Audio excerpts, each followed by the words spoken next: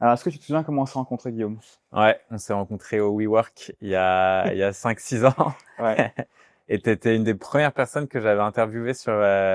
C'est moi qui t'avais interviewé d'ailleurs Oui. sur ma chaîne YouTube. Tu t'avais lancé une Ouais, chaîne YouTube, c'est ça? ouais. Et t'avais du coup interviewé plusieurs personnes qui avaient monté des chaînes YouTube. Non, C'était pas ça? non. En fait, Vas-y. j'avais fait 30 vidéos en 30 jours. Ah, ok. Et je m'étais dit, vas-y, genre toi, t'es un champion de YouTube. T'avais une chaîne, je sais plus quoi, 200 000, 300 000 abonnés. Non, je sais plus combien il y en avait. Un peu moins. Ouais. Bref. Encore aujourd'hui, on a environ 150 000. Ok, bon La chaîne Grain. bah Ouais. la chaîne Grain, ouais, je me suis dit putain trop stylé, on va t'interviewer, faut que tu nous donnes tes conseils quoi, histoire Ouais. de faire ce qu'on appelle le build-in public, donc Ouais. tout documenter de zéro et montrer aussi que la vie est un processus d'apprentissage et que pour apprendre, il faut aussi contacter des gens et leur poser des questions quoi. Et ça, c'était pour ta chaîne anglaise. Ouais, c'était pour ma chaîne Et anglaise. tu l'avais pas encore lancé ou tu... Non, c'était le tout début, genre c'était les Ok. 30 vidéos en 30 jours. Et maintenant, on est à combien d'abonnés? Ah, c'est Combien vraiment de kiffs? Combien de kiffs? non, c'est vraiment pas un truc de ouf. Cette chaîne YouTube anglaise, c'est vraiment genre un échec. Ça va faire, je sais pas, peut-être 4-5 ans qu'elle existe. Il doit y avoir des centaines de vidéos et j'ai genre, je sais pas, 45 000 abonnés, un truc comme ça, ou 40 000. Ce que Ok. je trouve vraiment pas ouf. Par contre, la chaîne française là que je suis en train de lancer, euh, avec beaucoup moins d'efforts, donc très naturel, moi qui parle face cam, des sujets qui m'intéressent, bah en fait là ça va faire à peine un mois et j'ai déjà, je crois, un peu plus de 6 000 abonnés, mais je vois très bien la chaîne grossir à 100 000 parce que mes vidéos elles font tous plus de vues que je n'ai d'abonnés, tu vois. Ce qui est pas du tout le Ouais. cas sur ma chaîne YouTube anglaise où j'ai quelques vidéos qui pètent, genre à plus de 100 000, 150 000 vues, et le reste, je peux faire vraiment des vidéos où je vais passer du temps et qui vont avoir, je sais pas, 3000 vues. Donc en fait, tu te dis, mais c'est horrible, Et quoi. surtout que dans la première chaîne YouTube, c'est plus travaillé avec du montage, des Ouais, ouais, vignettes, de alors ouf. que là, c'est vraiment Ouais. pur et Je ça fais marche pas de bien. vignette là, tu sais. Ouais, il n'y a pas de vignettes, c'est des Avant, screenshots avant, je prenais un efficaces. screenshot. Maintenant, je fais même plus ça. Je laisse YouTube faire le truc Non, lui-même. automatique. Ouais, je te Généré jure. automatiquement. Ouais, c'est ça. Ok. Bon, on va parler de tout ça. Mais avant, qu'est-ce que tu fais à Cape Town? Qu'est-ce que je Non, fais non, avec en fait, Captain? avant, juste avant. On s'est rencontrés chez WeWork. On s'est pas vu pendant quelques années. Moi, j'ai Ouais, suivi ton parcours entrepreneurial. ouais, Et ensuite, j'ai vu une story de toi qui allait à Cape Town. ouais, Parce que là, on est à Cape Town. ouais, exactement. Et je t'ai envoyé un message en te disant, ah, trop marrant, j'arrive demain. Ouais. Et je te dis, bah, vas-y, on fait un truc, quoi. Voilà. Ouais, Et donc, on a fait un barbecue. ouais, c'est ça. Et donc, Gros c'est comme ça arnaque. qu'on s'est revus. Ouais. Et donc, qu'est-ce que tu fais ici à Cape Town? T'es là pendant quelques mois, c'est ça? Ouais, moi je viens depuis maintenant 5 ans à Cape Town et mon objectif ici c'est de créer ce que j'appelle la salle de l'esprit et du temps, Ah, moi, j'ai vu qui la est vidéo. Allez voir la le vidéo. concept dans Dragon Ball Z où en gros l'idée c'est de te dire que quand tu quittes ton environnement dans lequel tu es habitué d'être, bah en fait tu peux construire des nouvelles habitudes que t'as pas l'habitude de construire. Cape Town j'aime bien parce que c'est une ville qui est quand même assez internationale, donc je peux rencontrer pas mal d'entrepreneurs ici. Et en même temps, je peux travailler, tu vois, sur des sujets dont j'ai pas du tout le temps de travailler quand je suis à Paris dans ma routine quotidienne en fait. Ouais. Et préparer aussi un Ironman, non? Et en parallèle, ouais, j'essaye de me qualifier pour les championnats du monde d'Ironman, donc je fais pas mal de sport quand je suis pas malade. Ouais. Ouais. Parce que là, il est malade. Ouais, c'est ça, Vous ça se savez voit pas, mais... pas. C'est pour ça que je Oui. bois ce truc orange. Donc, deux objectifs, entrepreneuriat focus et Ouais, Ironman. ouais, exactement. Bon, bienvenue en tout cas sur ce Merci pour podcast l'invite. Flamme. Flamme, j'aime bien ça. Mon but avec ce podcast, c'est d'inspirer un maximum de gens à suivre leur flamme. Ok, tu mets la pression là du coup. Suivre leur flamme, comme toi, tu as pu la suivre, mais le faire sans se brûler en chemin. Hmm. Tu apprécies les métaphores? Ouais, je vois que c'est pas mal. Moi, j'ai suivi ma flamme en suivant ma passion de la vidéo, en devenant vidéaste, en montant une école de vidéo, mais je me suis brûlé en chemin puisque j'ai fait un burn-out. Alors, je sais pas si toi, tu as vécu ça, mais je sais que tu te pousses beaucoup, donc on pourra en Ouais, parler aussi. Mais voilà le but du podcast. Donc, c'est parler à la fois d'entrepreneuriat, ouais, mais aussi parler d'énergie, de bien-être. ouais. Donc, est-ce que ça te va Très comme chaud. programme? Ouais, je suis très chaud. Ok, trop cool. Alors, est-ce que tu peux commencer par te présenter comme tu le veux? Comme je le veux. Comme tu le veux. Ça peut être... Vas-y. Putain, ça c'est toujours la question assez difficile de se Parce que tu as présenter. multifacette. Ouais, je suis multifacette, on va dire. Moi, j'ai commencé, du coup, bon, je m'appelle Guillaume Houbèche. Je suis connu en entrepreneuriat pour avoir monté, du coup, une boîte qui s'appelle Lemlist en 2018. Lemlist, c'est un outil qui te permet, en gros, d'automatiser ta prospection. On a des dizaines de milliers de clients partout dans le monde avec une grosse majorité de nos clients basés aux États-Unis. En 2021, j'ai revendu 20% de la boîte pour 30 millions de dollars. Donc, la boîte s'était valorisée à 150 millions. Aujourd'hui, on fait à peu près 30 millions de revenus et 10 millions de EBITDA, donc profit avant les taxes globalement. On est une équipe d'environ 100 personnes. Moi, je suis plus CEO depuis 2 mois maintenant. Donc ça, pareil, tu vois, c'est un rôle en fait que j'ai eu pendant plus de 7 ans. Et je me focus aujourd'hui plus sur ma zone de génie. Donc ça va être globalement coacher les gens dans l'équipe qui ont besoin d'aide et surtout bosser sur la vision, savoir où l'industrie va, travailler évidemment intimement avec Charles qui est le nouveau CEO.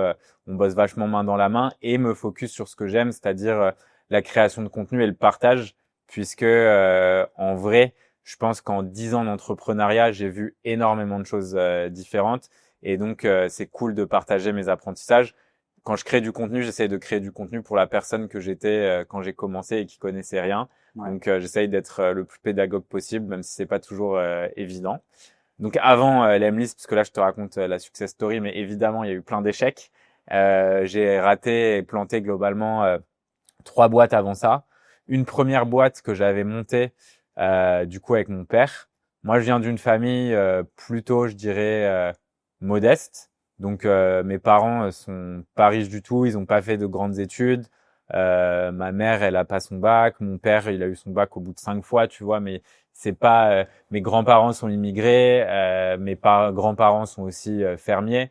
Et donc j'ai vécu une enfance où je manquais de rien, parce que je pense que le plus important que tu peux avoir quand t'es enfant, c'est l'amour de tes parents et leur confiance. Et ça, je l'avais.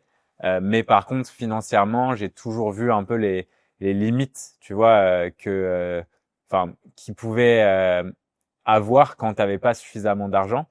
Ma mère, elle est fonctionnaire et mon père, lui, il travaillait à son compte en tant que graphiste. Donc, il faisait beaucoup de menus de restaurants. Il bossait pour quelques hôtels. Mais tu vois, c'était jamais des jobs qui payaient super, super bien. Et il travaillait beaucoup, vraiment, genre beaucoup.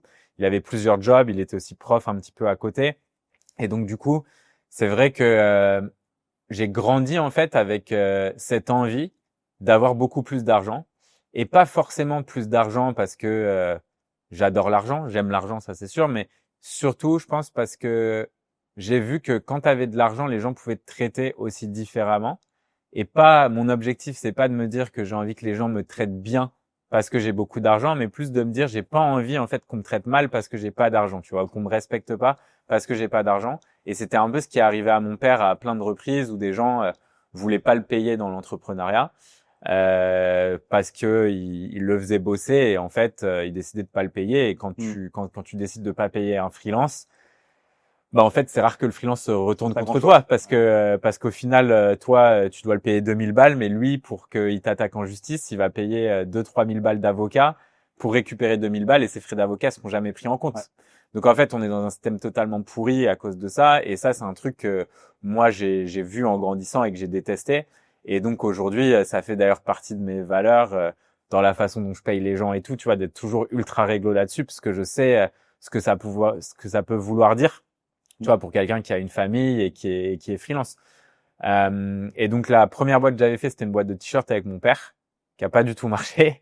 Genre j'étais persuadé que quand tu faisais un site internet, t'allais avoir plein de commandes d'un coup et tout.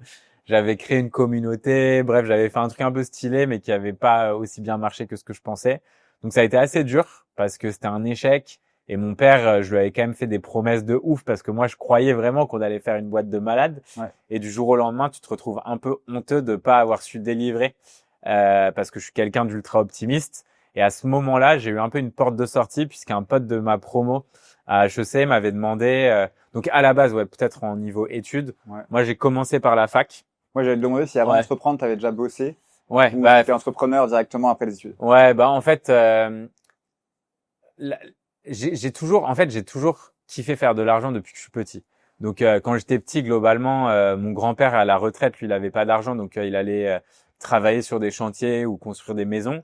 Ça nous arrivait en fait d'aller là-bas parce que moi je passais toutes mes vacances à la campagne, hein, j'allais pas dans d'autres endroits et tout. Ouais. Et donc du coup, on allait là-bas et on portait des petits parpaings et à la fin de la semaine, on avait genre 10 francs et tout. Ça me faisait kiffer de gagner de l'argent. Après, à la suite de ça, au collège, je commençais à mettre des courses dans les sacs des gens, tu sais, au Franprix ou des trucs comme ça. Je remplissais et je récoltais pas mal de l'argent pour des projets. Et donc ça, c'était un truc que je kiffais vraiment. J'adorais cette sensation de faire de l'argent. Donc très rapidement, j'ai commencé à bosser. Quand j'avais moins de 18 ans, je bossais comme babysitter ou donner des cours dans des gens un peu plus jeunes, etc. Ça, c'est un truc que j'ai toujours fait. Et après, moi, comme je te disais, dans ma famille, il n'y a pas beaucoup de personnes. Il y avait personne qui avait fait plus d'études que le bac en fait. Donc moi, je suis parti à la fac, donc en fac publique de sciences, parce que mes parents ils voulaient que je fasse des sciences. Et C'est pas un choix personnel. non, en fait, le truc c'est que il fallait faire S en fait. S c'était un peu la voie prestigieuse. Tu sais, j'ai vu Et que t'étais ingénieur chimiste. ouais, je suis ingénieur chimiste moi. Ouais, ça m'a un peu étonné Ouais. par rapport à ta personnalité. Ouais, c'est clair. C'était ma première vie. Ma première vie, c'était de faire de la chimie. J'ai même fait un master en recherche de synthèse de médicaments. On m'a Ouais. proposé un doctorat en Écosse, parce qu'en gros, à partir de ma 4e année, j'ai eu une bourse pour aller étudier à l'étranger, parce que en vrai, les sciences, j'ai toujours trouvé ça intéressant. J'ai toujours kiffé comprendre comment le monde fonctionnait, et j'avais la chance, en fait, de pouvoir avoir un taf à côté. Donc moi, j'étais vendeur aux Galeries Lafayette pendant très longtemps. J'ai commencé en tant que manutentionnaire. Et puis après, quand ils ont vu que j'étais pas trop con à faire des cartons, ils se sont dit, bon, vas-y, on va te remonter de la cave pour que tu travailles avec des clients. Et petit à petit, en fait, ça m'a permis de faire pas mal d'argent. Et à un moment, j'ai eu une bourse, en fait, pour partir à l'étranger, parce que moi, mon rêve, c'était d'apprendre à parler anglais.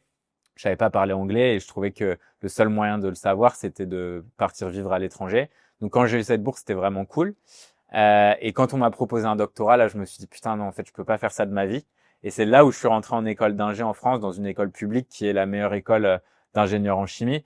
Parce que, pareil, à la fac, en fait, j'avais la chance d'être parmi les premiers, tu vois. J'étais sur t'as des promos de 300, 400 personnes et je devais être à chaque fois dans chaque matière, dans les 5 premiers, tu vois.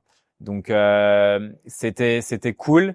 Et quand je suis rentré en école d'ingé, là, ça a vraiment été un autre monde, parce qu'en fait, tu es avec des gens qui ont fait prépa, donc c'est que des gens uniformes, en fait, c'est que des gens qui viennent de bonnes familles, qui ont tous un peu le même parcours, tu vois, et donc en faisant ça, en fait, tu sens que les gens ont beaucoup plus d'ambition qu'à la fac, puisqu'à la fac, tu as des gens qui viennent de tous les parcours. En première année de fac, tu as des gens qui ont genre 30 ans, 32 ans, 33 ans, alors que toi, tu as 18 ans. En école d'ingé, c'est tout le monde pareil, quoi, tu vois. Ouais. Et ça m'a donné un peu plus d'ambition. J'ai eu la chance de pouvoir rentrer dans des boîtes comme Procter Gamble, donc tu vois, grosse boîte américaine, qui là, pareil, me payait pour mon stage super bien. J'étais quasiment payé 2000 euros, plus logé. Enfin bon, tu vois, c'est des expériences assez folles. Et je me suis rendu compte, en fait, que moi, toute ma vie, ce que je kiffais, c'était le business, en fait, depuis que je suis petit. Ouais, en fait, j'allais te poser ta question, justement, c'est quoi, justement, ta flamme, Ouais. ton moteur? Donc, ça a commencé par l'argent, au final. Ouais, c'est clairement l'argent, ouais. Et ensuite, la chimie, tu aimais ça ou c'était par défaut? Ou t'étais bon, tu kiffais ça et du coup, t'étais bon? Ouais, en fait, Avant de passer, justement, au business. c'est assez intéressant ce que tu dis, parce que et ça va un petit peu avec cette idée, genre, est-ce que ta passion doit forcément être quelque chose qui te rapporte de l'argent? Ouais, et déjà, c'était ma question d'après, donc on va Ouais. en parler, mais vas-y. Mais du coup, pour moi, en fait, en chimie, en gros, je me suis rendu compte que je pouvais être très bon en sciences, et notamment en chimie, genre, j'étais vraiment très bon dans des matières où les gens galéraient. Il y avait des choses qui étaient évidentes pour moi et là où des gens galéraient énormément. Et en fait, je me suis rendu compte rapidement que les choses où je galérais, quand je travaillais beaucoup, en fait, je galérais plus du tout.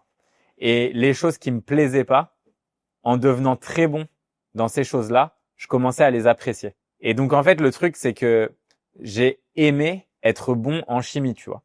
Parce que ça m'a ouvert déjà plein de portes. J'aurais pas eu le parcours que j'ai eu si j'avais pas été parmi les meilleurs. Mais en fait, genre le fait de comprendre des choses que je comprenais pas parce que je passais du temps. En fait, si tu veux, à la fac de sciences, c'est pas une fac de branleurs, tu vois. Genre, c'est pas des facs où t'as 15 heures de cours par semaine. T'as 35 heures de cours, 40 heures de cours par semaine. Sauf que il y a beaucoup de cours en amphi et très peu de cours qui sont vraiment obligatoires, qui sont soit les travaux pratiques, soit les travaux dirigés, tu vois. Mais en gros, même travaux dirigés, c'est pas tout le temps obligatoire. Et moi, comme je bossais à côté, en fait, je devais maximiser mon temps. Donc, tous les cours en amphi, j'y allais pas. Et je passais mon temps à la bibliothèque. Et en fait, en travaillant moi-même et en étant autodidacte en chimie sur 5 ans en fait, puisque de zéro au master, je me suis rendu compte que je pouvais apprendre tout ce que je voulais par moi-même. Et c'est en devenant bon comme ça, en apprenant dans les bouquins, que je me suis dit putain, mais en fait, je peux tout apprendre et je peux tout faire. Et même si j'avais, tu vois, cette croyance limitante de me dire que pour faire du business, il fallait forcément un diplôme d'école de commerce, je me suis dit, j'avais pas peur en tout cas d'essayer de le tenter, tu vois, ce diplôme. À la base, la chimie, t'aimais pas forcément ça, mais Ouais. c'est en te forçant un peu à bosser sur un truc que t'aimais pas et en devenant bon que tu as appris, que t'as commencé à l'aimer. Ouais, moi en fait Et le du coup, truc t'as eu c'est ce que mindset-là qui s'est découlé sur d'autres choses dans ta en vie. fait j'ai toujours voulu faire économique et social, tu vois. Genre je voulais toujours faire du business, mais j'ai très rapidement compris que mes parents ils allaient pas me payer une école de commerce, tu vois. C'était pas du tout possible pour eux et donc en fait le seul truc qui paraissait accessible c'était la fac en fait, la fac publique où tu payes je sais pas c'est 200 € l'année, tu vois, à l'époque. Et puis après t'as le Crous donc tu manges pour 3 balles le midi, tu vois. Et donc ça rentrait dans mon budget quoi. Ok, et si tu me le fais en accéléré, du coup, sans faire toute l'histoire, Ouais. mais après la fac, il y a eu combien de boîtes avant l'Emlist et combien Ouais. d'expériences, en gros, même Ouais. CDI ou quoi? Fac, en gros, je suis parti en école d'ingé. École d'ingé, du coup, j'ai eu un diplôme d'ingénieur en 2 ans parce que c'était une passerelle. J'ai bossé chez Procter et j'ai bossé chez Hermès aussi. Ok. Et après, je suis rentré, en fait, après, j'ai voyagé 1 an et après, je suis rentré à HEC pendant 1 an. Pour faire un master marketing. Ouais, en fait, mon objectif, c'était de me dire, je vais payer un peu le diplôme. Donc, tu vois, j'avais économisé beaucoup d'argent pendant toutes mes études pour ça, justement.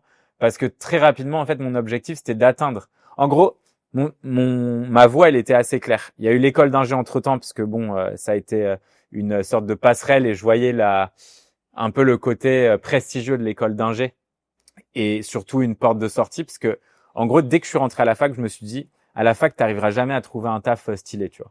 Donc, je me suis dit, il faut que je fasse la fac pour ensuite avoir un master. Et quand j'aurai mon master, je ferai une école de commerce. Comme ça, au lieu de payer 5 ans d'école de commerce, je payerai qu'1 an. Ça, c'était mon truc. Et je me suis dit, je vais taffer pendant 5 ans, économiser, et ça me permettra de payer ça, tu vois. C'était mon plan vraiment dès le départ. Après, j'ai eu l'opportunité de faire école d'ingé, donc je me suis dit, bon, c'est prestigieux, je vais apprendre des trucs. Et en vérité, j'ai découvert vraiment l'entrepreneuriat en école d'ingé, puisque j'ai fait ma majeure de dernière année, c'était entrepreneuriat. Et donc, j'ai lancé un mini projet en interne avec quelques étudiants. On a eu potentiellement la capacité de lever des fonds, mais on a décidé de pas le faire parce qu'on a gagné en fait le concours d'entrepreneuriat dans notre école, voilà. Mais ça m'a donné un peu cette flamme justement de me dire putain, en fait, tu peux créer tes propres projets. Et c'est vrai que quand j'ai bossé chez Hermès et tout sur des projets qui étaient genre assez ouf, je me suis rendu compte en fait que je pouvais mettre cette énergie en fait à mon service et pas au service de quelqu'un Et d'autre. ça, c'est en école que tu l'as appris, c'est en asso. Ouais. Ouais, c'est ça. Hein. Ouais, c'est ça. C'est pas vraiment une asso, mais Ouais, c'était une ok. majeure. Ouais. Moi, similaire, j'ai ma première flamme entrepreneuriale en asso d'école de commerce. Ah ouais, c'est ouf. Ouais. Et donc après ton père et les t-shirts, il y a eu il y a eu d'autres échecs, de tentatives d'entrepreneuriat Ouais, dans une liste? en fait, il y a eu une agence d'acquisition qui marchait, tu vois, où j'arrivais à générer quand même du cash avec un de mes potes d'HEC. L'agence, elle a fermé, là, je crois qu'elle n'existe plus. Mais à l'époque, tu vois, on est arrivé à faire, on a dû faire quelques dizaines de milliers d'euros ensemble, tout ça. Et après, en fait, moi, ça m'intéressait plus trop le travail d'agence. Et je pense qu'il y avait mon côté ingénieur qui était là et qui voulait faire du logiciel. Donc après ça, je suis parti en Russie où j'avais recruté des développeurs là-bas. Et ça n'a pas du tout marché. Et c'est après, en rentrant en France, que je me suis dit, je vais lancer l'Emlist d'ici. Ok. Ouais.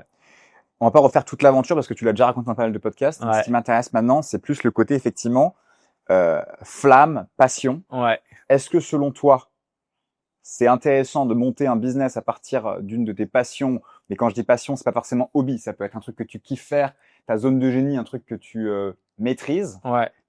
Ou alors que tu es plus team justement, trouver un problème dans le marché, n'importe lequel, un truc pas sexy, trouver une solution. Je suis curieux d'avoir ton avis là-dessus. En fait, je pense que avant de te poser cette question, il faut se poser la question de savoir quel type de business j'ai envie de faire. Tu vois, parce que, en fait, si tu dois mettre dans plusieurs catégories, tu as des business, par exemple, qui sont compatibles avec des levées de fonds. Un business compatible avec une levée de fonds, c'est un business qui, globalement, peut faire potentiellement ou être valorisé à 1 milliard.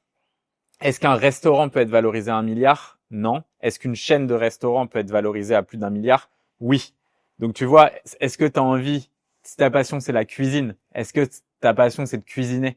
Bah, est-ce que faire un resto et avoir un petit ou un gros business, parce que bon, en resto, tu peux peut-être faire, aller quelques millions par an, et après, en net margin, je sais pas, tu vois, les restos qui marchent le mieux, ils vont peut-être faire 25% et encore, tu vois.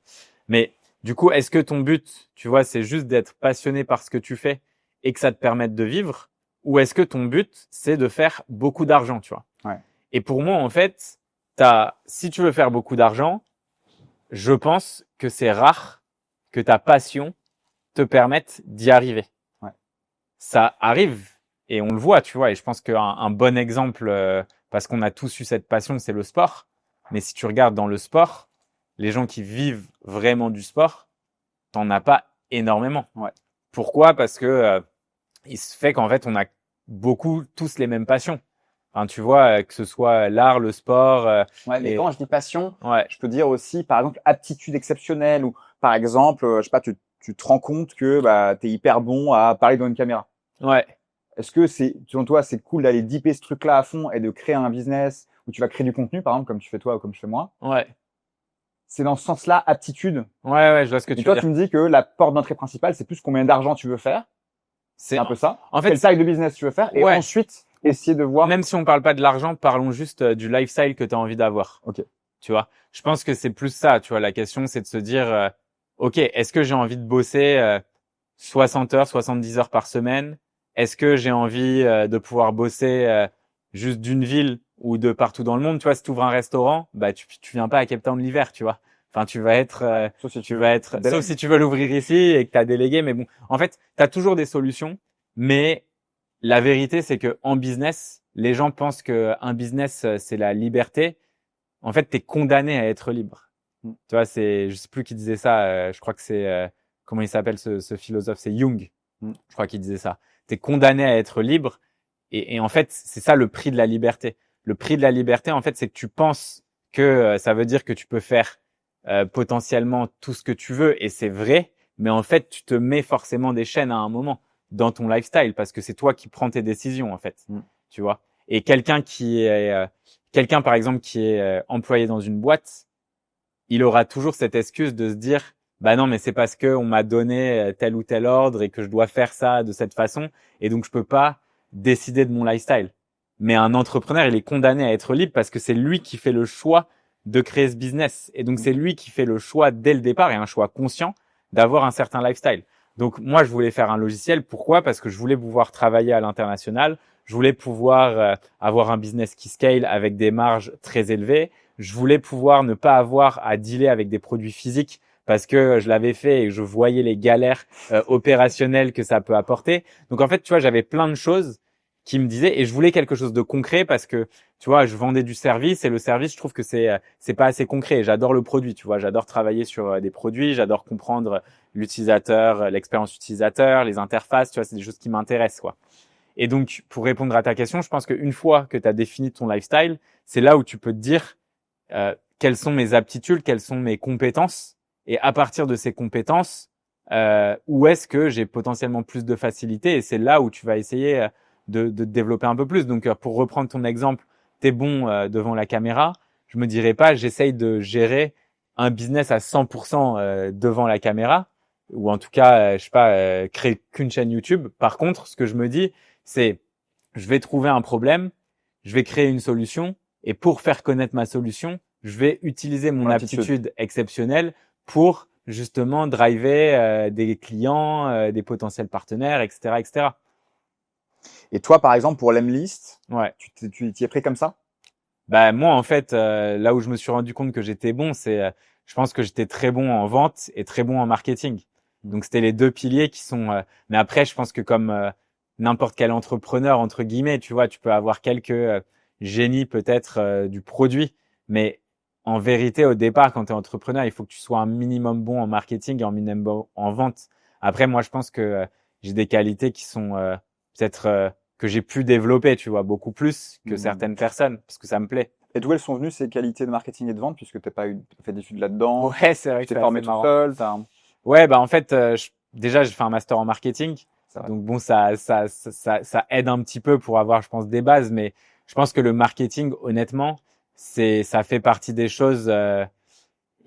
Ça vient de plusieurs choses. Mon père, tu vois, il est très créatif et donc il a un côté artiste. Donc il a toujours écrit, il adore l'écriture, il a fait de la poésie, que des trucs qui t'apportent pas d'argent, tu vois, mais qui sont quand même stylés. Et en fait, depuis que je suis tout petit, quand mon père il fait quelque chose, il m'a toujours demandé, genre il faisait toujours plusieurs versions pour ses clients et il me demandait celle que je préférais. Depuis que je suis petit, tu vois, depuis que j'ai genre 5 ans. Et à chaque fois que je lui disais celle que je préférais, la question qui venait après, c'était pourquoi. Et en fait, le fait, depuis que je suis petit, d'argumenter sur pourquoi j'aime plus quelque chose qu'autre chose, sachant que c'est totalement du ressenti parce qu'on parle de design, on parle de couleur, on parle, tu vois, ben en fait, ça te force à développer ta sensibilité en fait. Et ça, c'est un truc, tu vois, le marketing, c'est exactement ça. Moi, à chaque fois que je vois une pub, je me dis pas, ou que je vois, j'arrive sur un site, ou que ce soit au niveau du design, ou que ce soit au niveau de la façon dont c'est écrit, je me pose toujours la question pourquoi est-ce que j'aime bien. Et en fait, à partir du moment où tu réfléchis à pourquoi et que tu comprends comment ça fonctionne, intérieurement, en fait, tu as toujours des frameworks qui existent, tu vois. Et en fait, le marketing, c'est quoi? C'est juste la façon dont tu vas présenter une solution à un problème. Et pour ça, tu vois, tu as plein de façons de le faire. Tu vois, si je te dis, je sais pas, j'ai un programme qui fait perdre du poids, c'est pas forcément super sexy, tu vois. Par contre, si je te dis, est-ce que tu t'es déjà regardé dans la glace et tu t'es dit, putain, je pense que je pourrais atteindre un potentiel quand même un peu plus élevé. Est-ce que t'es déjà été à la piscine et il y a une fille qui t'a regardé et t'as rentré le ventre? Est-ce que t'es arrivé sur la plage et t'as l'impression que les gens te regardent et le seul truc que t'as envie de faire, c'est de mettre un t-shirt?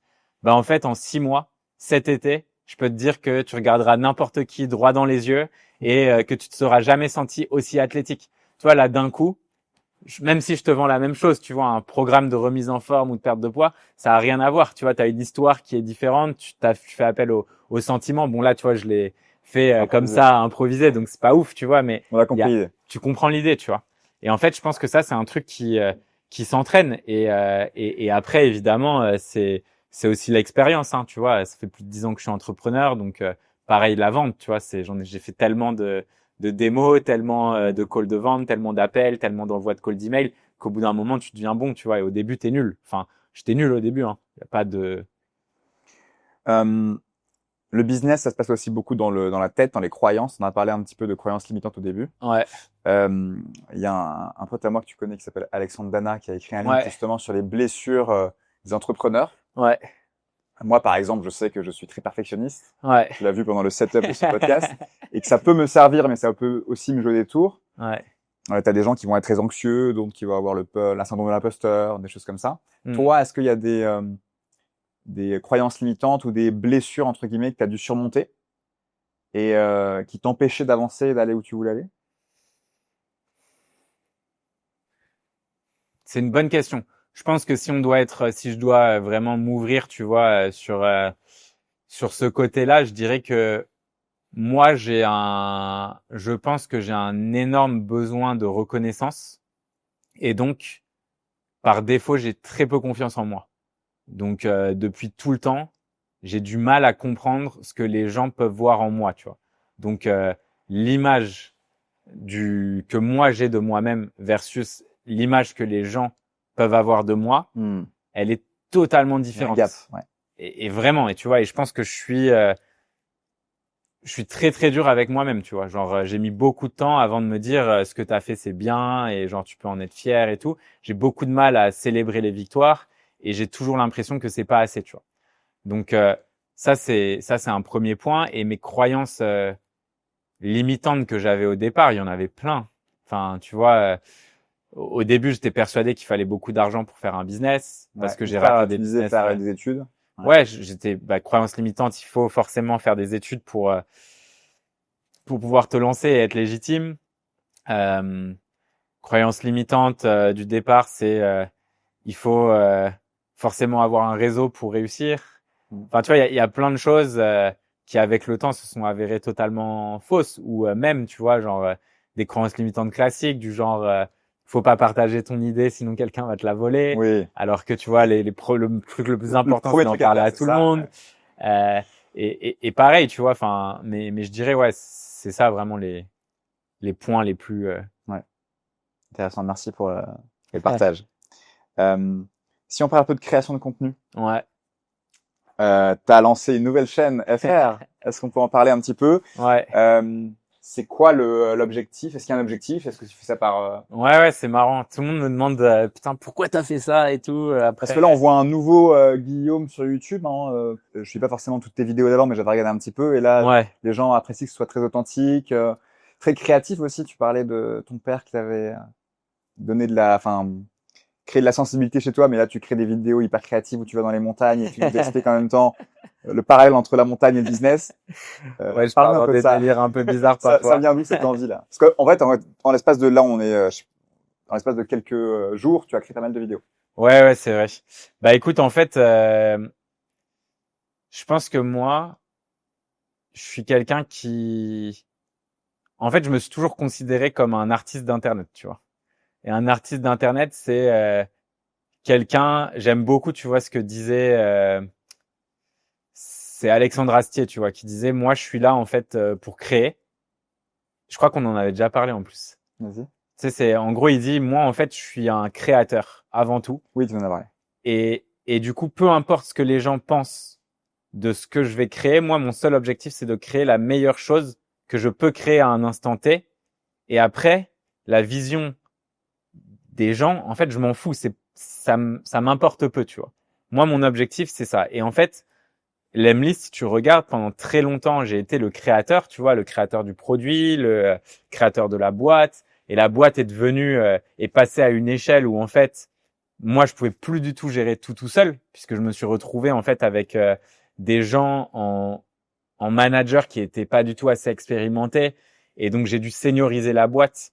Et quand je dis pas assez expérimenté, c'est vraiment pas quelque chose de négatif, tu vois. C'est moi qui ai fait ces choix et j'ai donné la chance à des gens de faire plein de choses et c'était génial. Mais vu notre taille et vu notre croissance qui est exponentielle et qui est un truc qui arrive une fois once in a blue moon, tu vois, genre une fois sur 1 milliard, bah en fait t'es obligé à certains moments de prendre des décisions qui font que tu dois senioriser ta boîte.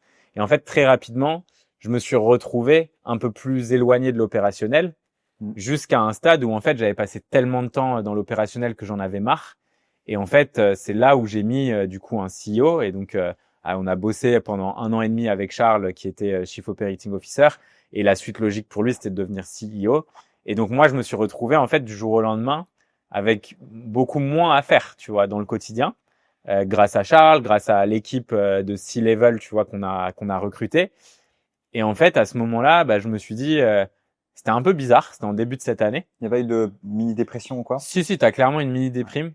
Ça m'avait fait aussi, mais après, tu vois, franchement, enfin, quand je dis ça, j'en ai honte, tu vois. C'est comme quand j'avais revendu, tu vois, 20% de la boîte, tu vois, du jour au lendemain, tu revends ta 20% pour 30 millions. Donc, tu deviens multimillionnaire avant 30 ans. Enfin, tu vois, je viens pas d'une famille qui a beaucoup d'argent, donc ça veut dire que je peux aider mes parents, je peux faire tout ce dont j'avais toujours rêvé, etc. et tout. Et en fait, d'un coup, tu te dis, bah, c'est quoi le but de la vie? En fait, je pourrais être à la retraite, tu vois. Donc, Moi, mon sentiment là-dessus, c'est qu'il faut toujours avoir les objectifs dans la vie. ouais, Et quand tu es en passe de les atteindre, en fixer des nouveaux. ouais, Parce que quand tu atteins tes objectifs, ça crée forcément. En fait, ce qui rend heureux pour moi dans la vie, c'est le process. c'est clair. Et quand tu l'atteins, Ouais, il y a un vide. Et donc, si jamais tu crées pas un nouvel objectif suffisamment tôt, tu peux rester dans ce vide-là pendant un temps. Moi, ça me l'a fait après Grain, même si ouais. c'est un niveau de succès totalement différent. Bah non, mais c'est Mais la même chose, ouais. qu'est-ce que tu penses de ça? Bah, je suis 100% aligné avec toi, mais je pense que je le tournerai peut-être un tout petit peu différemment parce que moi, en gros, je suis vachement aligné avec ce que tu as dit sur le fait que le plus important, c'est le chemin et pas l'objectif. Oui.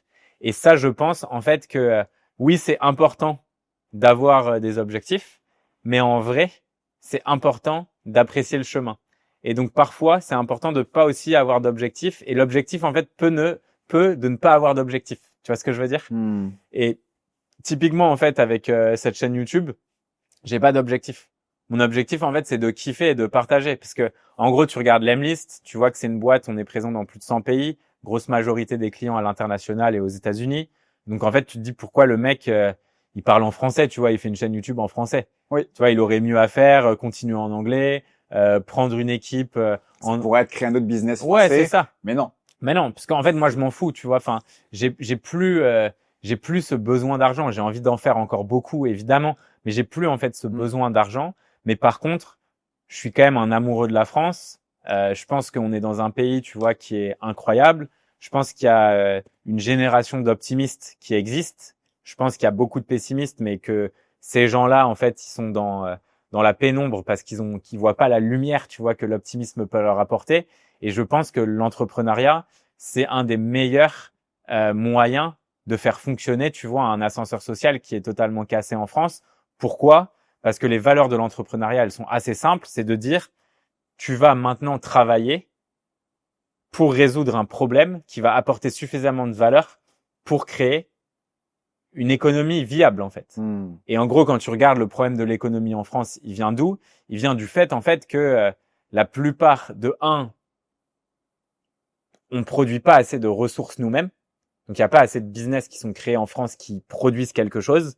Et de deux, on achète beaucoup trop de choses qui viennent d'ailleurs, en fait. Et je suis pour acheter des choses qui viennent d'ailleurs. Je suis pour la globalisation. Mais, en fait, si tout le monde crée des petits business, l'économie, elle serait potentiellement beaucoup plus dynamique en France. Mais par contre, il faut clairement changer les lois. Il y a plein de choses à faire, tu vois. Mais un truc, tu vois, moi dont je suis convaincu, c'est que les gens qui se lancent dans l'entrepreneuriat, les gens qui bossent dans des assos, les gens en fait qui ont un impact sur leur communauté, ben en fait, ils ont une vie qui est bien plus épanouie que des gens en fait qui sont dans un travail sans aucun sens en fait et qui font que juste et ça veut pas dire qu'être employé c'est forcément négatif, tu vois. Mais je pense juste que les petites entreprises versus bosser pour une énorme boîte où t'es juste un pion, tu vois. Alors, faut être intrapreneur. Ouais, c'est ça, tu vois, t'as des options. Créer de la responsabilité chez les gens. Ouais. Donc, peut-être un engagement en politique bientôt. 2027. Non, je rigole. non, mais il y a des, par contre, un entrepreneur dans le gouvernement, c'est intéressant. Ouais, clairement, je pense qu'il y a la place pour un entrepreneur au gouvernement, ça c'est sûr, ouais. L'autre jour, on parlait, et tu m'as parlé un peu de ta vision de la vie, où tu vois un peu la vie comme différentes phases. Ouais. Où tu vas être le meilleur, souvent. C'est un peu ça le but, hein, quand même. Ou la phase, ou en tout cas la meilleure version peut-être. Il y a eu la meilleure version, il y a eu le business. Là maintenant il y a le sport avec l'Ironman. Il y avait les sciences avant. Ouais, c'est un peu ça ta vision ou je me trompe, hein, je suis désolé. Non, c'est clairement ça. Mais je trouve ça intéressant de voir la vie comme ça. Et la question subsidiaire, c'est quoi ta vision un peu est-ce que tu as une vision à 5 ans, à 10 ans de qui tu veux être, que ce soit perso ou pro? Ouais, c'est une bonne question. C'est très difficile pour moi de me projeter. J'ai toujours eu beaucoup de mal. On parle beaucoup de vision dans l'entrepreneuriat. Ouais. Bah, je pense aussi que ça, c'est en parlant de croyances limitées, j'étais persuadé que si t'avais pas de vision, que t'étais un mauvais entrepreneur. Et donc, pendant très longtemps, je me considérais mauvais entrepreneur parce que j'avais du mal à avoir une vision, tu vois. Ouais. Et je pense que la vision, c'est comme l'appétit, ça vient en mangeant, en fait. C'est, l'action crée de l'information. C'est pas l'inverse, en fait. Les gens ont l'impression qu'ils vont avoir l'information et qu'ensuite, ils doivent passer à l'action. Sauf que très souvent, c'est l'inverse, en fait. C'est quand tu fais un premier pas que tu vois ce qu'il va y avoir après, tu vois. Et que tu peux faire ton deuxième. Et ce qui donne envie aussi, donne l'énergie. Exactement. De continuer. On parle aussi d'énergie. C'est le momentum, en fait. Ouais. Et en fait, du coup, moi, si tu regardes un peu mes chapitres, j'aimais les sciences parce que pendant très longtemps, j'étais un peu dans une recherche de vérité. Et donc, les sciences, pour moi, c'était une vérité, tu vois, parce que tu prouvais quelque chose et t'arrivais à décrire comment des choses fonctionnaient à l'échelle la plus basse possible, qui est l'échelle atomique ou moléculaire, tu vois, si on peut réfléchir comme ça, notamment avec la chimie. Après, je me suis dit que j'ai envie de comprendre comment le monde fonctionne. Donc, je pense que j'avais envie de comprendre, tu vois, la fonction du business, puisque pour moi, le business, c'est ce qui aujourd'hui gouverne notre monde. Et toutes les moindres actions en fait qui existent aujourd'hui dans le monde sont gouvernées par l'économie d'une certaine façon. Et là, je suis dans une phase peut-être un peu plus spirituelle de ma vie, tu vois, et le sport pour moi c'est quelque chose de très spirituel puisque en fait tu comprends en poussant les limites de ton corps comment ton corps fonctionne. Donc j'ai cet objectif avec les championnats du monde d'Ironman si j'arrive à me qualifier, mais je sais pas si c'est quelque chose que je ferai à vie pour plusieurs raisons, parce que déjà, je commence extrêmement tard, tu vois, le triathlon, donc pour atteindre un niveau très bon, je vais être potentiellement limité à un certain moment. Ensuite, il y a l'impact que ça peut avoir sur ta vie au quotidien, parce que tu vois, là, je dois m'entraîner, je sais pas, quasiment 20 heures par semaine, et je travaille à côté, tu vois, et donc en fait, ça veut dire que tu fais quand même beaucoup de sacrifices, et je pense pas que la vie que j'ai envie de mener soit une vie qui ait autant de sacrifices dedans. Parce que c'est une question qu'on pourrait se poser par rapport à ta réussite. On pourrait se dire, bah, il a réussi, et pourquoi il se met encore plus d'objectifs aussi difficiles? Alors, je sais que moi aussi, repousser tes limites. C'est vrai que c'est une question qui se pose. Ouais, c'est ça. Après, tu vois, je suis quelqu'un qui, je pense, tu vois, ma vision. Pas te relâcher dans ton canapé après avoir Non, en fait, ça m'intéresse pas trop, tu vois. Je pense que j'ai pas mal de choses que j'ai envie de faire, tu vois, d'exploration, de choses que j'ai envie de pousser. Mais après, la vie, tu vois, elle te réserve aussi des surprises. Je sais que j'ai envie de fonder une famille, je sais que j'ai envie de partager des choses, et donc pour ça, bon, déjà, il faudrait trouver la bonne personne, tu vois. Donc ça prend quand même du temps. Mais voilà, à côté de ça, je pars du principe que j'ai eu énormément de chance dans ma vie et que moi, ce qui m'anime le plus au quotidien, en fait, c'est d'aider les gens. Mais d'aider les gens, c'est pas forcément juste aller m'asseoir à côté de quelqu'un et lui donner de l'argent et lui dire quoi faire.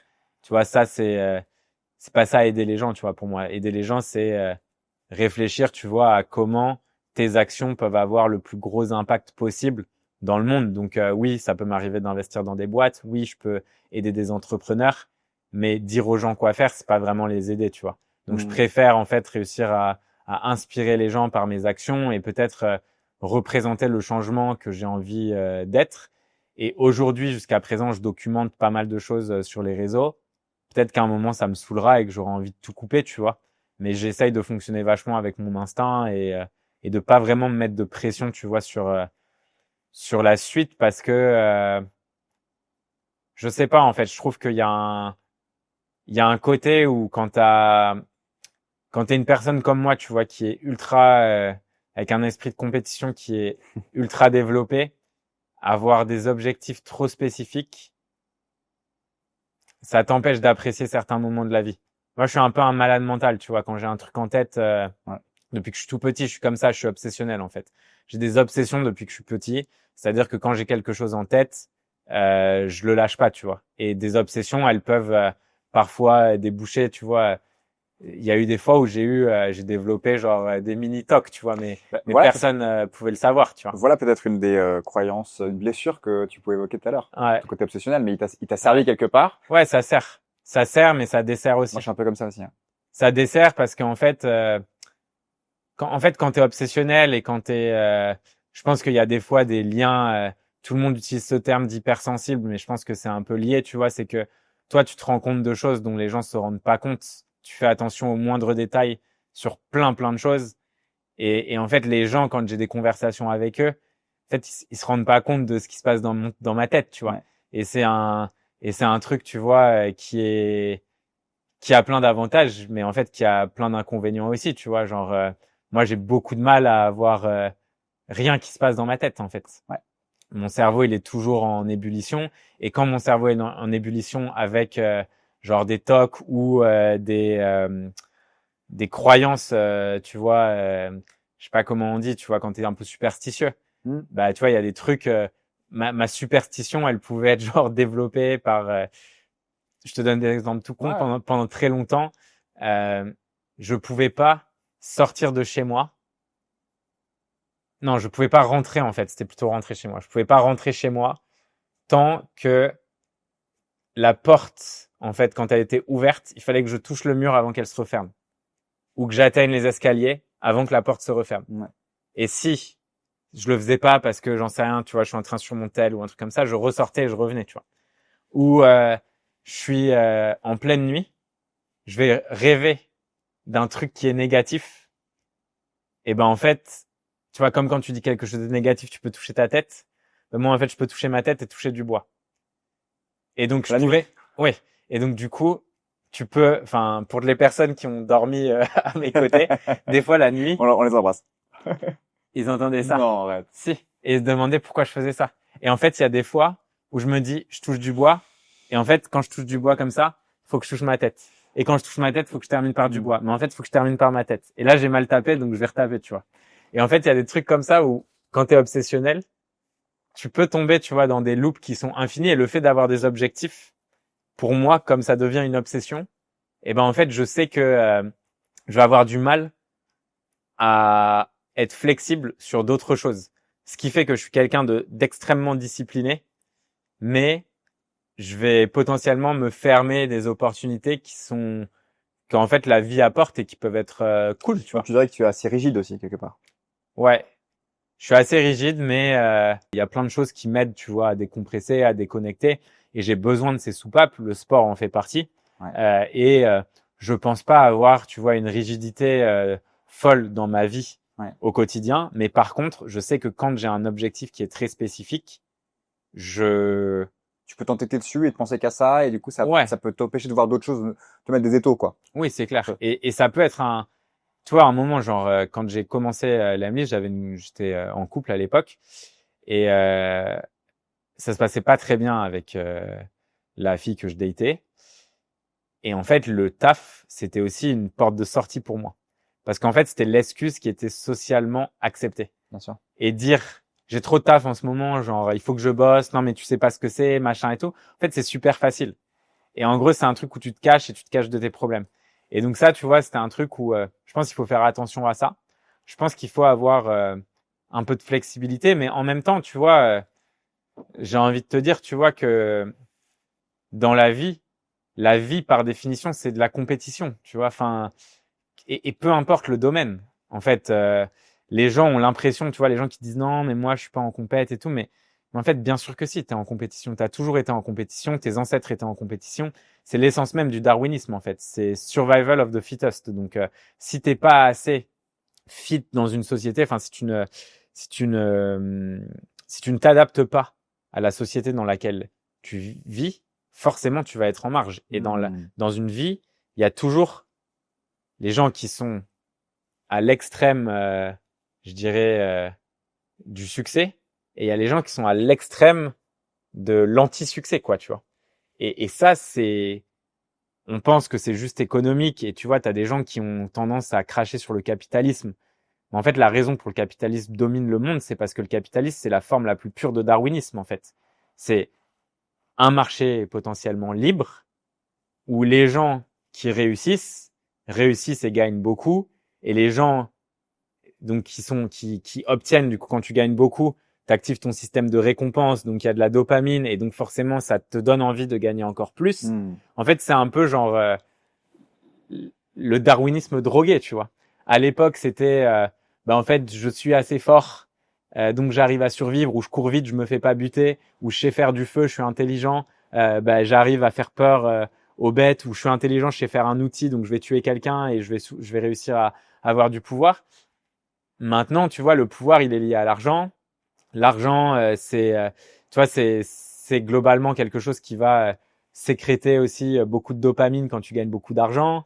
Donc en fait, on est dans une course un peu à l'infini, et les gens qui s'adaptent pas à ça, ben en fait, ils gagnent pas d'argent. Quand tu gagnes pas d'argent, ben en fait, tu manges mal. Quand tu manges mal, ton corps, ça va pas. Enfin, tu vois, j'exagère le trait évidemment. Hein, tu vois, je prends les worst case scénarios à chaque fois, mais en fait, c'est un système qui globalement est assez logique avec qui on est en tant qu'être humain.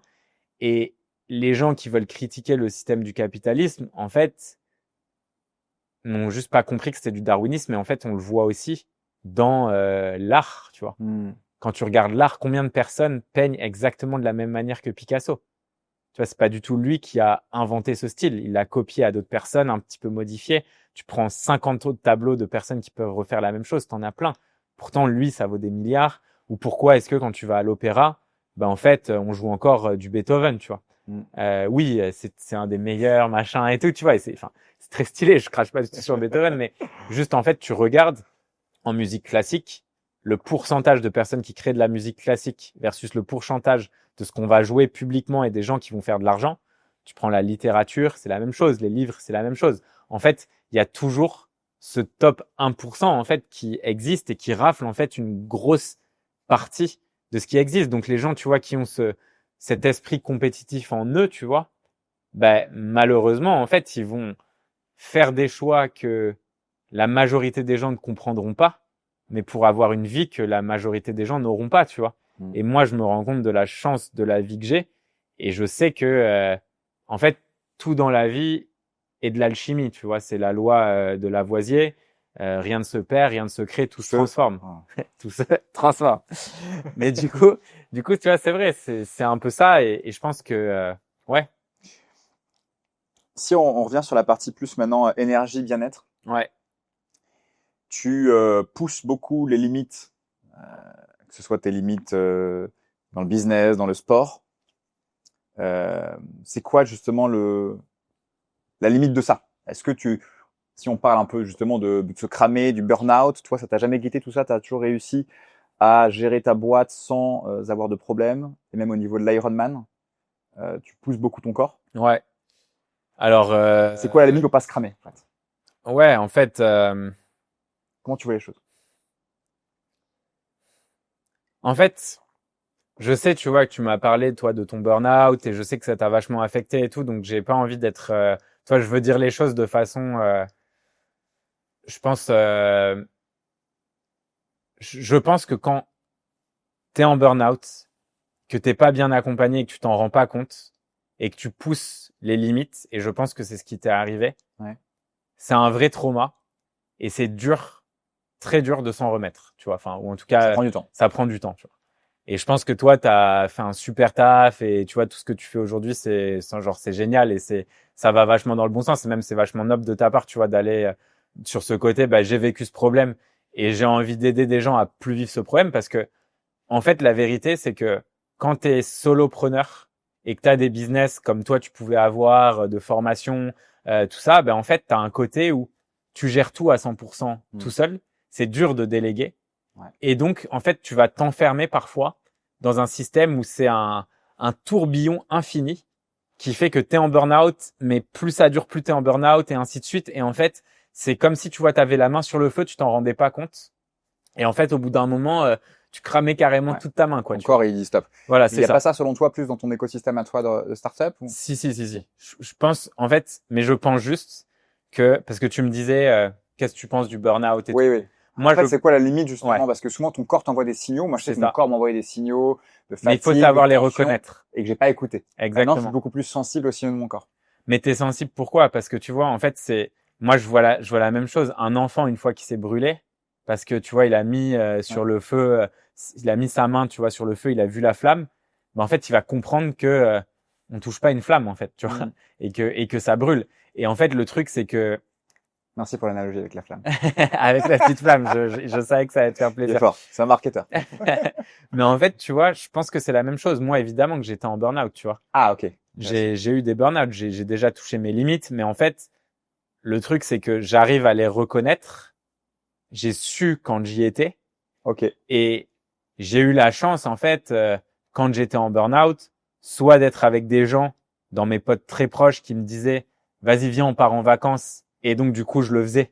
Et je lâchais tout. Et en fait, ça me faisait un vrai break, une bouffée d'oxygène. Et après, je pouvais repartir à 100%.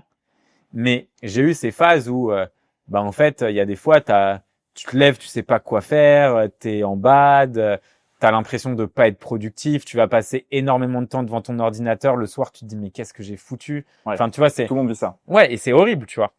Et c'est horrible. Mais en fait, je pense que, en fait, je suis persuadé que dans la vie, il y a des saisons et que les gens veulent fonctionner trop comme des machines à se dire qu'ils doivent tout le temps être ultra productifs. Alors que je pense, en tout cas, moi, je suis quelqu'un comme ça, mais pour les gens qui sont créatifs, je pense que c'est le cas, et t'es très créatif aussi, c'est que tu as besoin d'avoir des sources d'inspiration à des moments, et les sources d'inspiration viennent quand tu déconnectes. Donc, moi, c'est pour ça que j'adore la rando. C'est facile à dire dans un podcast, mais avec notre personnalité, parce que j'ai l'impression qu'on se sent pas mal, Bah ouais, moi, j'ai du mal à le faire. Bah oui, C'est-à-dire que je sais très bien que c'est sous la douche, dans le sauna, dans le bain froid que je vais avoir des idées pour notre podcast, de questions géniales que j'essaie de poser, mais j'arrive pas forcément à prendre ces moments. Ouais. Toi, tu as réussi à prendre ces moments-là et te dire, ok, là, je dois me reposer, je me repose, avec tous tes business, tes obsessions et tout. T'arrives à faire ça? Non, en fait, j'arrive à me reposer, mais j'ai toujours des idées qui viennent. Et mes idées, je les note tout le temps. Moi aussi. Tu vois? Non, mais franchement, en fait, Mais t'arrives à te reposer, c'est intéressant. ouais, mais j'arrive à déconnecter, tu vois. Ok.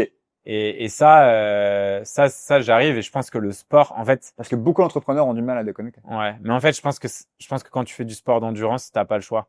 Mais avant de faire ce sport-là, par exemple. Ouais, mais Dans la, j'ai tu fais beaucoup de sport. toujours fait beaucoup de sport, ouais. Et je Ok. pense que ça, c'est un truc c'est un exutoire, le sport. Et tes burn-out, tu les as jamais traités avec des spécialistes, des thérapeutes? C'était plus, t'es parti en vacances et ça allait mieux ensuite. Non, non, je me fais coacher, moi, depuis longtemps. Enfin, j'ai des coachs, tu vois, en fonction des différents, j'ai toujours aimé apprendre des choses nouvelles. Donc, tu vois, avoir des coachs, c'est utile. Mais par contre, je me fais pas coacher, genre, régulièrement. J'attends, tu vois, d'être dans une situation où D'avoir j'ai un besoin d'un problème. coach Ouais. et parfois ça m'aide, tu vois. Parfois, ça m'aide de passer, je sais pas moi, quelques temps avec un mec qui est spécialiste, tu vois, d'un sujet, et je trouve que c'est génial, ouais. Ouais. D'où est-ce que vient toute cette énergie que tu as et cette positivité? Parce que tu parlais de positivité de l'entrepreneuriat. Ouais, Euh, c'est vrai que tu montres beaucoup de positivité, beaucoup d'énergie sur même sur les réseaux ou quoi. ouais, c'est une bonne question, ça. T'as toujours été comme ça? J'ai toujours été comme ça, en fait. Je pense que c'est assez, en fait, en gros, depuis que je suis petit, je suis ultra indépendant. Donc, mon frère, tu vois, j'ai un grand frère qui demandait un peu plus d'attention à mes parents. Et moi, depuis que je suis tout petit, j'ai toujours valorisé à fond ma liberté, mais j'ai compris que pour être libre, il y avait des règles. Donc chez moi, tu vois, depuis que j'ai 7 ans, je pouvais toujours sortir dehors. J'habitais dans une cité, bon, ça s'appelle cité, mais bon, là, c'est plutôt une cour avec 10 immeubles, quoi. C'est pas un truc ghetto ou quoi.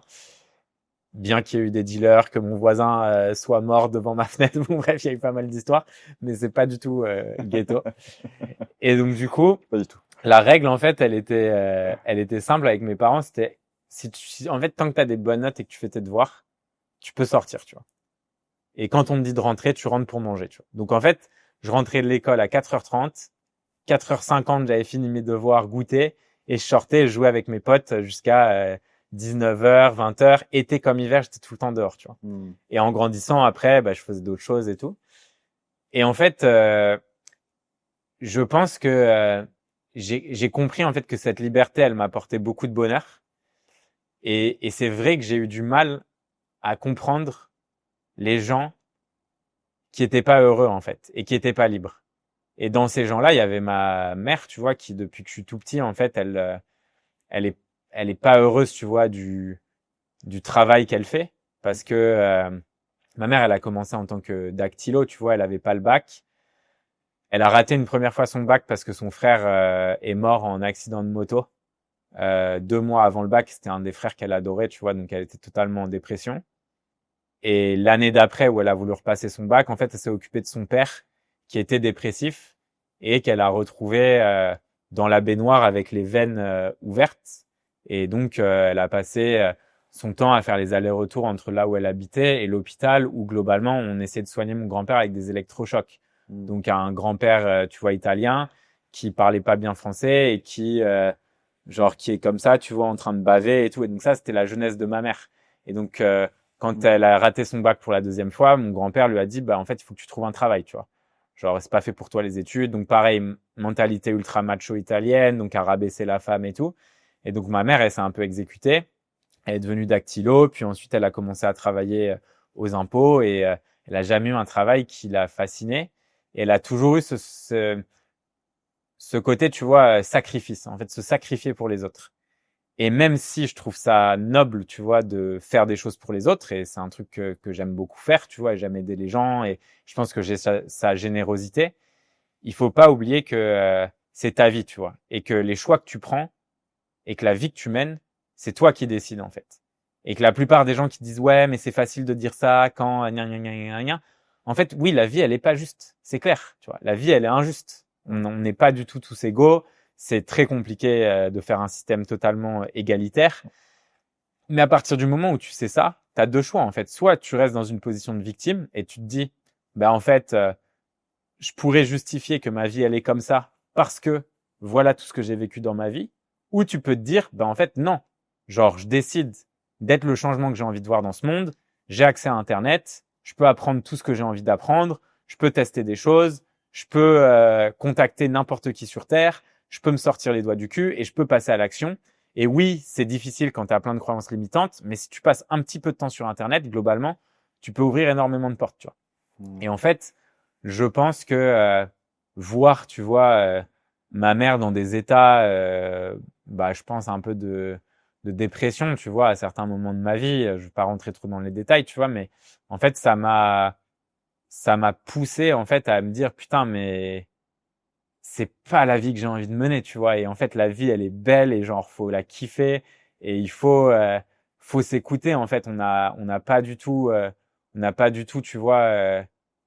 On n'a pas du tout, franchement, beaucoup de temps sur cette terre. Il y avait dans l'endroit où je sais qu'il y a eu beaucoup de morts, hein, là où j'habite, mais en fait, il y avait une personne âgée et dans la cité globalement, à chaque fois que les personnes âgées arrivaient avec des courses ou des trucs comme ça, on les aidait toujours, tu sais, à monter leur sac, etc. Et en fait, il y a un jour une des personnes âgées que j'avais aidé.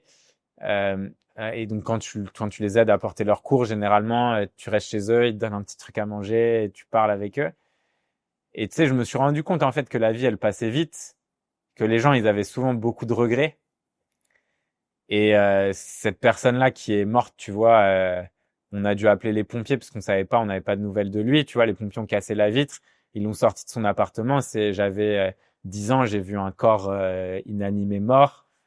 Pareil, tu vois, j'ai le père d'un de mes amis très proche quand j'étais jeune qui est mort, tu vois, avec qui je passais toutes mes vacances. C'était comme enfin, cette personne-là, c'est comme mon frère. Donc, tu vois, son père, c'était comme un oncle très proche, vraiment. En fait, j'ai vu qu'il pouvait y arriver des choses, tu vois, qui La étaient... fragilité de la vie. Ouais, c'est ça. Et en fait, je trouve que quand tu vois ça et que quand t'es petit et que t'es exposé à la mort, Dieu merci, c'est pas mes parents ou quoi, tu vois. Même si j'ai perdu mes grands-parents assez tôt et tout, d'un côté, bah en fait, je trouve que ça te fait mettre pas mal de choses en perspective. Et je pense que, en fait, je préfère la vision optimiste de la vie que la vision pessimiste. Parce que même si la vision optimiste est pas toujours réelle, quand tu es pessimiste, tu vas avoir en fait tendance à créer une réalité qui est très noire et très négative. Alors que quand tu es optimiste, tu réussiras pas toujours, mais les personnes qui t'entourent, elles sont généralement beaucoup plus positives que lorsque tu adoptes un comportement vraiment pessimiste et négatif. En tout cas, tu vas créer ton environnement, un entourage. Ouais, c'est clair. Ouais.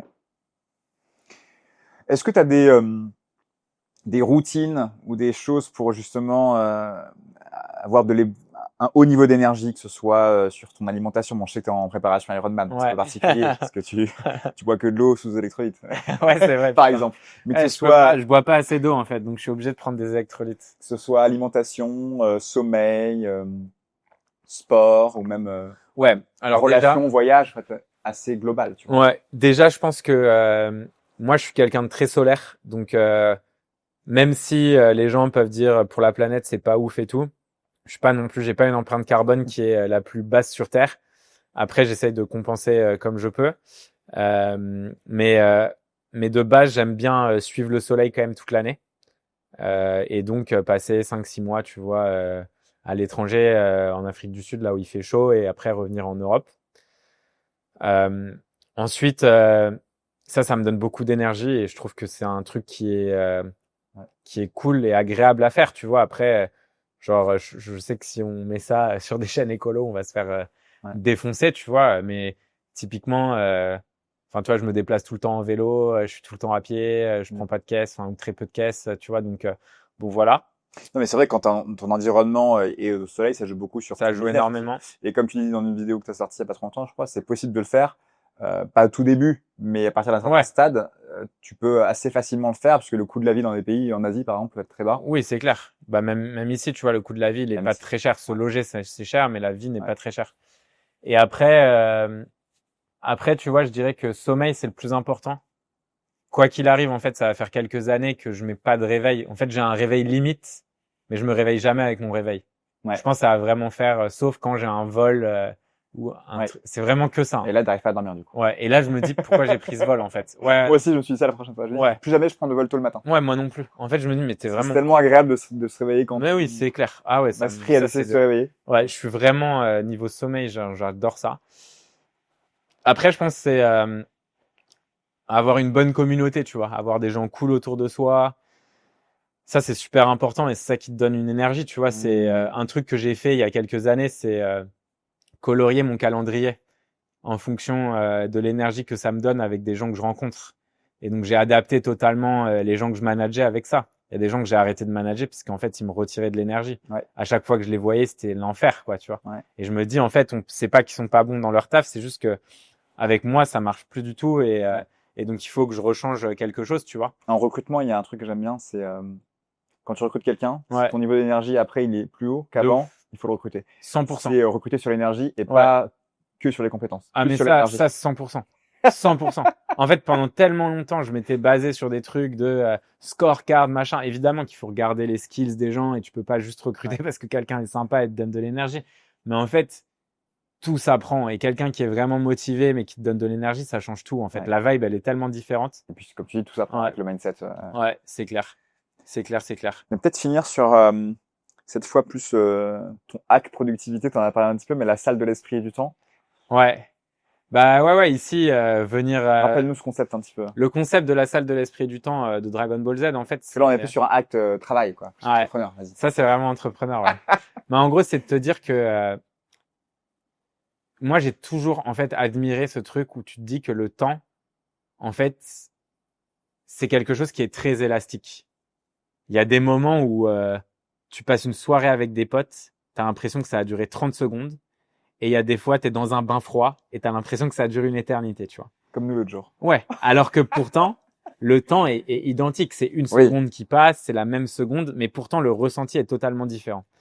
Et en fait, en pensant à ça, je me suis dit, comment est-ce que tu peux créer, et dans Dragon Ball Z, en fait, pourquoi j'aimais bien ce concept, c'est parce que dans Dragon Ball Z, la salle de l'esprit et du temps, quand tu passes un an dans la salle de l'esprit et du temps, il s'est passé un jour dans le monde réel.